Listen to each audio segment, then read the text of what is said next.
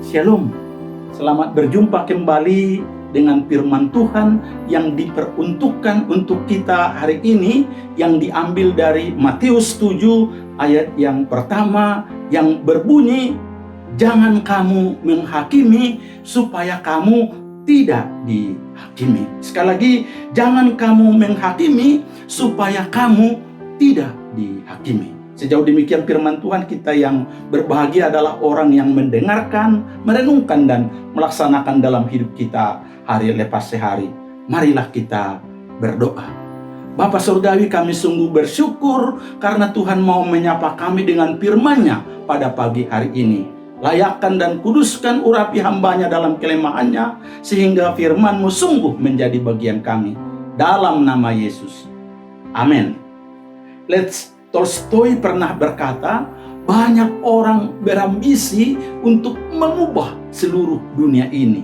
Dan juga katanya banyak orang berambisi untuk mengubah orang lain. Tetapi sangat sedikit orang yang berpikir untuk mengubah dirinya sendiri.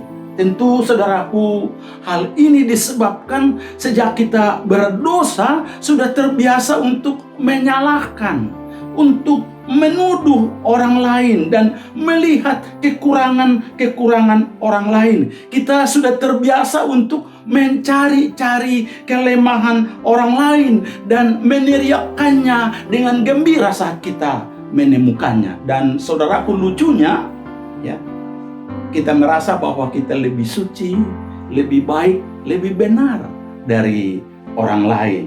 Nah, untuk itulah saudaraku, pada hari ini firman Tuhan secara tegas mengingatkan kita dan berkata, jangan kamu menghakimi supaya kamu tidak dihakimi.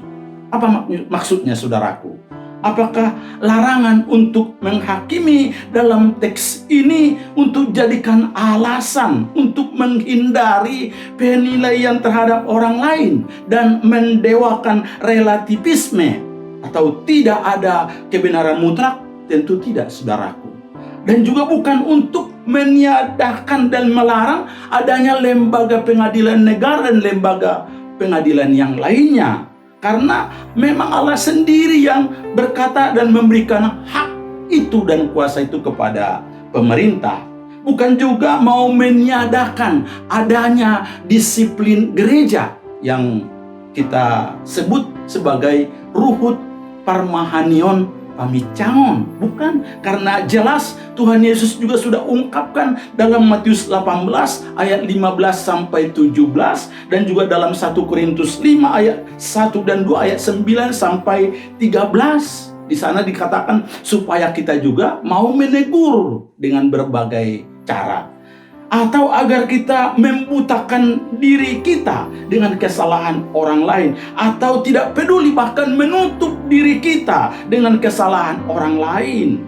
Tidak, saudara.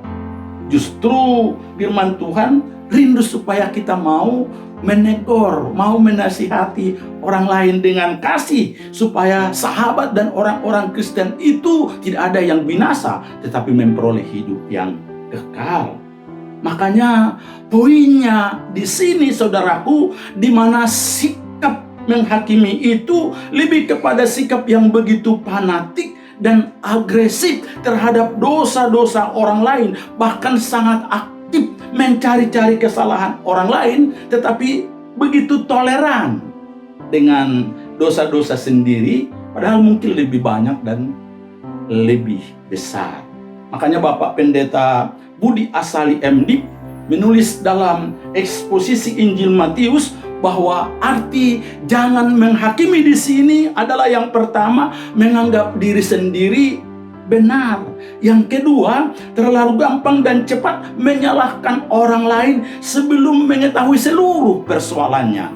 Bandingkan katanya Yohanes 7 ayat 24 yang berkata, janganlah menghakimi menurut apa yang nampak, tetapi hakimilah dengan adil. Yang ketiga, jangan menghakimi artinya menegur atau mengecam dengan kemarahan yang tak terkendali tanpa kasih atau belas kasihan. Ya, ungkapkan itu seperti Yohanes dan Yakobus yang ingin menurunkan api dari langit kepada orang-orang Samaria Jika kita baca dalam Lukas 9 ayat 51 sampai ayat 56. Yang keempat, membesar-besarkan kesalahan orang lain.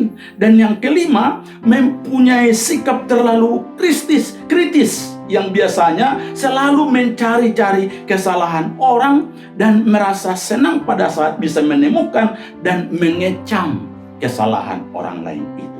Akibatnya saudaraku, sikap menghakimi di sini lebih kepada sikap yang begitu kejam, begitu keras mengkritik orang lain dan menghukum orang lain tanpa belas kasihan, arogan, sombong, tetapi sebaliknya begitu lemah, mengkritik diri sendiri, begitu toleran dengan kesalahan diri sendiri. Untuk itulah Yesus tidak mau kita menyalahkan atau menghakimi seseorang agar dia hancur dan terus supaya dia mati. Tetapi bagaimana supaya setiap orang yang bersalah itu kembali lagi kepada jalan yang benar dan memperoleh pengampunan dari Tuhan dan sesamanya. Maka saudaraku, berikanlah teguran, kritikan dengan motivasi kasih untuk kebaikan mereka yang bersalah. Selain itu, jika kita menghakimi, hakimilah dengan adil. Tentu setelah kita sudah tahu secara benar dan adil tentang duduk persoalannya dengan baik.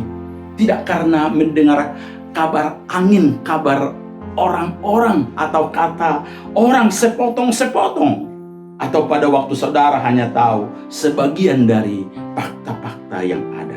Saudara-saudara yang dikasihi Kristus Yesus Tuhan kita. Tuhan Yesus sudah memerintahkan, janganlah menghakimi supaya kamu tidak dihakimi.